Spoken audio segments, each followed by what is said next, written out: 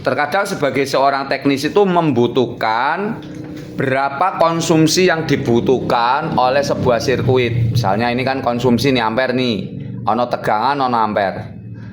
Kita juga bisa membuat menganalisa komputer menggunakan melihat dari segi konsumsi. Karena ada dua blok, kita bisa menggunakan ini pakai Pico ATX. Nah, ini gambar Pico ATX itu kayak gini. Ini silakan Anda bisa beli, harganya sekitar 200-an. Ini Pico. Berarti sumbernya dari sini disambung ke alat Pico baru masuk ke sini. Nanti konsumsi akan muncul juga di sana. Itu kalau kita mau beli alat Pico. Nah, seandainya kamu mau tampilannya bagus pakai alat ini. Jadi ini yang nanti sama. Ini kita masukkan ke PSU itu, sumbernya 12 volt. 12 volt masuk di sini, beli alat Pico. Alat Piconya ini nanti dimasukin 12 yang ini. Dimasukin 12. Nanti tampilannya muncul di sana. Tampilannya muncul di sini. Ya, di sana ada, di sini ada. Jadi ini kan digitnya lebih banyak. Itu bisa pakai ini. Atau kita pakai sumber PSU yang berasal dari CCTV Pak ya. Yang gede itu yang 12 volt itu. Terus dipasang ke sini.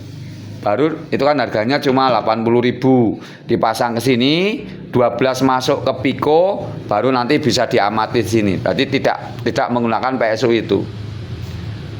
Itu kalau Anda mengukur di sini berapa konsumsi secara penuh yang ada di ATX.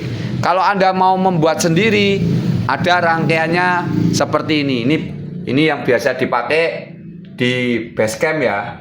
Jadi Anda beli ini, alat ini, supaya alat ini nyala, dia butuh power. Jadi ini kamu sambungkan ke tegangan ATX. Jadi kamu sambungkan ke 12 volt ATX untuk menghidupkan ini, Mas.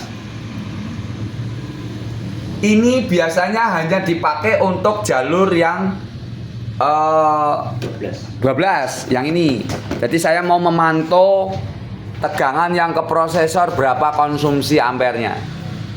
Jadi ini dia membutuhkan sumber 12. Nah, untuk sensor tentu ya Anda gunakan sensor yang bisa pakai 12 voltnya karena ini kan ke jalur 12. Tapi kalau Anda mengukur yang 3 ya dihubungkan ke sensor 3. Yang ini tetap ke ground. Ini adalah kabel yang terhubung kepada sumber dan sensor yang nanti akan dideteksi. Kita mau deteksi 12 ya, ini disambung ke 12. Nah, sementara yang ampere yang nanti akan muncul, yang bawah ini, ampere yang ini, dideteksi menggunakan jalur ini. Jadi Anda potong yang hitam, Mas. Yang hitam dipotong, dimasukkan ke yang merah. Yang hitamnya PSU dipotong, dimasukkan ke hitam yang ini. Jadi kita yang dipotong adalah PSU yang 12 volt yang hitam. Jadi ini Mas, gambarnya sing PSU sing 12 volt, bukan yang PCI lo ya. Nah, ini yang hitam nanti dipotong. Nah, hitam dipotong. Kadang-kadang karena ampernya gede Mas, ini satu saja cukup.